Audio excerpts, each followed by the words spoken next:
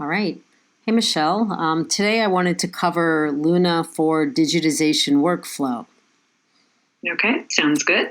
So we have several clients who are production clients, and when we deliver the final results to them, not only do we deliver the media on a drive, thumb drive, or hard drive, we also often deliver it in Luna so they have the immediate satisfaction of seeing the content.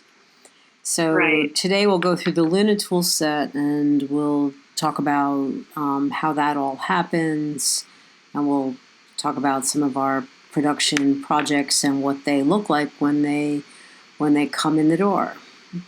Okay, sounds good. So if I start with the library, typically what we're going to do is we're going to create a new collection. So for this particular project, I have a collection called the Rose Archive. Typically the content comes to us in a spreadsheet that the client prepares with file names, location information. If it's an archival collection, it's often in boxes and folders. There's some descriptive data, very often just at the folder level. What we do is we do the capture, and then from the capture, we know how many items there are in each folder. We assign file names, and then what we can do is we can parse all that data out. And then within the Luna library, we can create a collection to then upload the content. And then once the images are ready and the data that we have, again, often just the descriptive inventory type data, we can provide access to our clients. Right. And then I think typically once they've had a chance to review it, they will have ideas about how their data looks. And when they begin working with us, if they feel like they want to include more fields in their collection, then we can work with them to add those fields in and catalog data where they see fit. Right. So for this collection, you can see like the what is kind of specific to the description of the items, the where information may be folders or boxes. I can call up everything on a batch level, and I can do that from both the library and from the viewer. So it's a great way to review the materials and then to think about how you want to move forward in terms of cataloging them. Correct. And further describing them. So we can see all the details on that parade vehicle.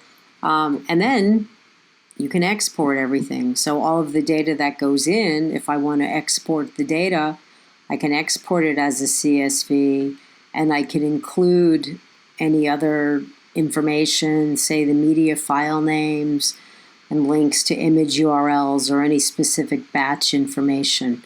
So for our larger projects, when we upload content, we're doing it on a batch by batch basis because you have to organize materials into some sort of workflow that's logical so you can accommodate them and do your QC process. So that way we have the batches that we've uploaded to Luna, which may very well correspond to the spreadsheet, the inventory spreadsheet, and how that's all parsed down. Mm-hmm. And so when I was working on this collection, before I uploaded the descriptive data, the inventory information, I created my template in Luna and then exported the blank template so that I would be able to use it to then upload. So I have my upload template, and then I have my sort of the batch one production template that I uploaded into Luna. I can add more. I can add more information, and then I could even export all of that from the Luna system to repurpose that. Right. Cool.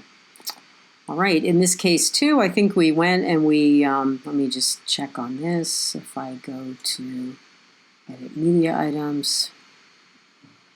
We also uploaded some of this content into Google's Code Line, so I can also view the instance that I have set up for that. So for some of our clients, they want us to work with them to help get Google's Cold Line or Nearline set up so they have an additional backup repository of all their source media. So not only do they get the content in Luna, where they have immediate access to the content and they can start working with it, but they will have their content written to a drive and then perhaps an additional backup to Google's Nearline or to Cold Line storage. Right. All right. Well, good. I don't know. Anything else I needed to cover? I don't think so. Other than just the fact that we're able to, pretty much customize anything, and we're also able to customize the workflow based on whatever peculiarities come up. Great. All right. Well, thank you, Michelle. All right. Thank you.